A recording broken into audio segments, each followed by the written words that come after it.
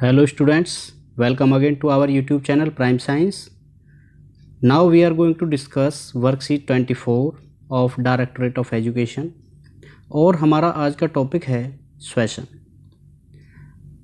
आज का यह वीडियो डेफिनेटली आपके एग्ज़ाम में अच्छा स्कोर करने में हेल्प करेगा और स्वेशन के बारे में भी आपको इम्पोर्टेंट जानकारी इस वीडियो के माध्यम से मिलने वाली है।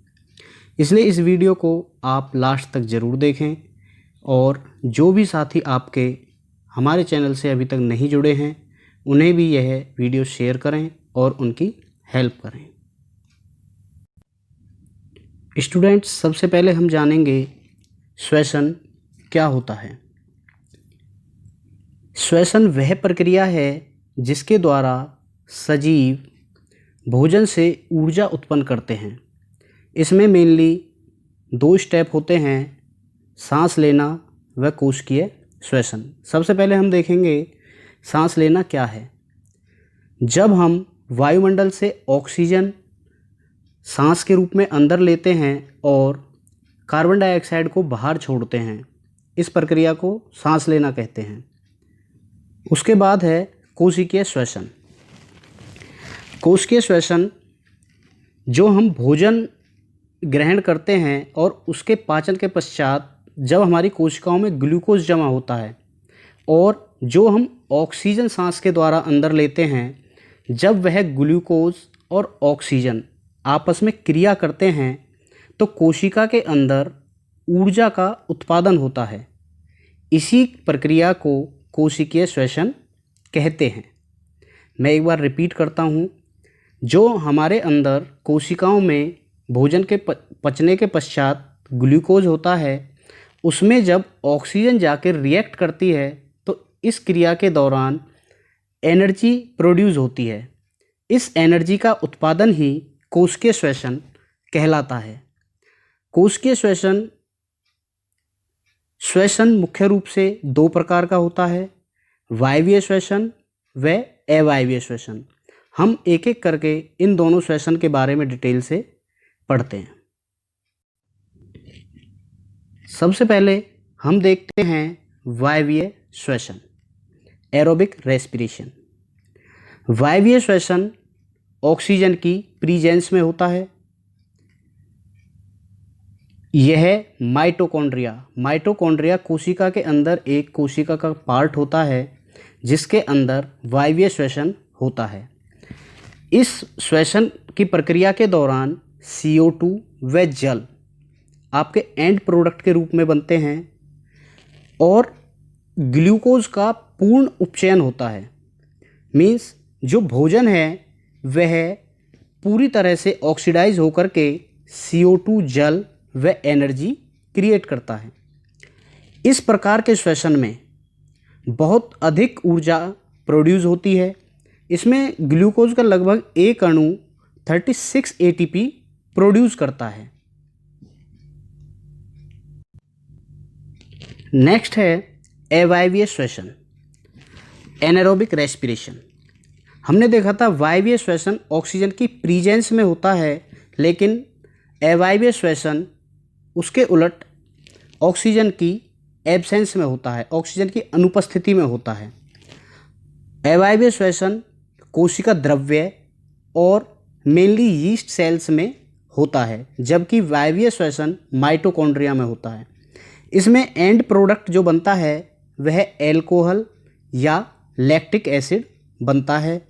इसमें ग्लूकोज का पूर्ण उपचयन नहीं होता, इसमें ग्लूकोज का आंशिक रूप से उपचयन होता है और इसमें इथेनॉल, लैक्टिक एसिड या CO2 के साथ ऊर्जा मुक्त होती है। इसमें बहुत कम, वायवीय श्वसन की तुलना में अवायवीय श्वसन में बहुत कम ऊर्जा उत्पन्न होती है। इसमें ग्लूकोज का एक अणु लगभग 2 ATP एनर्जी प्रोड्यूस करता है, जबकि वायवीय श्वसन में ग्लूकोज का एक मॉलिक्यूल 36 ATP प्रोड्यूस करता है। एक बार हम फ्लो चार्ट की सहायता से समझेंगे कि वायवीय व अवायवीय श्वसन किस प्रकार से होता है और इन श्वसन में ऊर्जा के साथ साथ कौन से अलग अलग प्रोडक्ट बनते हैं। सबसे पहले जो ग्लूकोज होता है, ग्लूकोज जब कोशिका द्रव्य में होता है तो उससे पायरुवेट का निर्माण होता है। यदि पायरुवेट ऑक्सीजन की अनुपस्थिति में, ऑक्सीजन की एब्सेंस में रिएक्ट करता है तो इसमें इथेनॉल, कार्बन डाइऑक्साइड और एनर्जी प्रोड्यूस होती है। सेकंड है ऑक्सीजन का अभाव। ऊपर था ऑक्सीजन की अनुपस्थिति, मतलब बिल्कुल भी ऑक्सीजन नहीं होती है। सेकंड है लेक ऑफ ऑक्सीजन। ऑक्सीजन होती है लेकिन पर्याप्त मात्रा में ना होकर के कम मात्रा में होती है। इस प्रकार के श्वसन में लैक्टिक एसिड व ऊर्जा मिलती है। इस प्रकार का श्वसन जहाँ ऑक्सीजन का अभाव होता है वह हमारी मांसपेशियों में होता है। एंड जो थर्ड टाइप है वह है ऑक्सीजन की उपस्थिति। जैसा कि हमने वायवीय श्वसन पहले पढ़ा है, वह माइटोकॉन्ड्रिया में होता है। इसमें कार्बन डाइऑक्साइड, जल व ऊर्जा हमें प्राप्त होती है।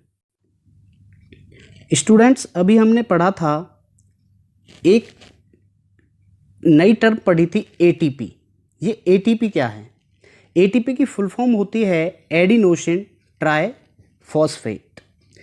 जो कोशिका के अंदर एनर्जी होती है यह उसकी यूनिट है एडिनोसिन ट्राइफॉस्फेट।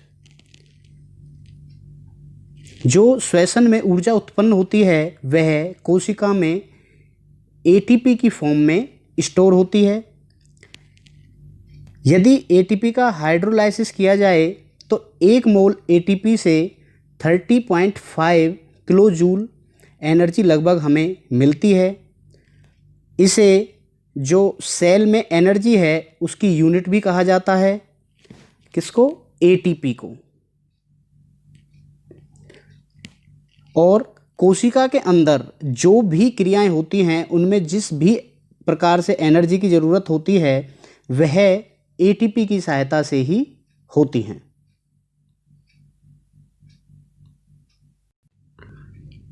इस टॉपिक के आधार पर लास्ट में कुछ प्रश्न दिए हैं, हम एक एक करके इन क्वेश्चंस को डिस्कस करते हैं। पहला क्वेश्चन है, कोशिका की ऊर्जा की इकाई क्या है? तो अभी हमने पढ़ा था वह एटीपी है, adenosine triphosphate. Second question is, किस भाग में पायरुवेट के विखंडन से CO2, जल तथा ऊर्जा प्राप्त होती है? हमने अभी पीछे वीडियो में जो फ्लो डायग्राम देखा था उसमें इसका जवाब आपको आसानी से मिल जाएगा। एक बार वीडियो को देख करके इसका जवाब आप खुद दें। तीसरा प्रश्न है, वायवीय व अवायवीय श्वसन में अंतर स्पष्ट कीजिए। तो ये भी हम बहुत अच्छे से पहले इस वीडियो में डिफाइन कर चुके हैं। चौथा प्रश्न है, उन 3 पथों की व्याख्या कीजिए जिसके द्वारा विभिन्न जीवों में ग्लूकोज का विखंडन होता है। तो इसमें जो अभी हमने पीछे फ्लो डायग्राम पढ़ा है उसी के बारे में इस क्वेश्चन में, चौथे क्वेश्चन में पूछा जा रहा है। और लास्ट क्वेश्चन है, एटीपी का पूरा नाम लिखिए। तो एटीपी के बारे में हम पहले पढ़ चुके हैं। आप इस वीडियो को ध्यान से देखकर इन सभी 5 प्रश्नों का जवाब आसानी से दे सकते हैं। बच्चों, यह था आज का टॉपिक श्वसन। यदि इससे रिलेटेड आपका कोई भी क्वेश्चन है तो आप हमें कमेंट बॉक्स में लिख सकते हैं। और आप इस वीडियो को शेयर व लाइक करने के साथ साथ हमारे चैनल प्राइम साइंस को सब्सक्राइब कर लें ताकि नेक्स्ट कोई भी वर्कशीट आपसे छूटे ना।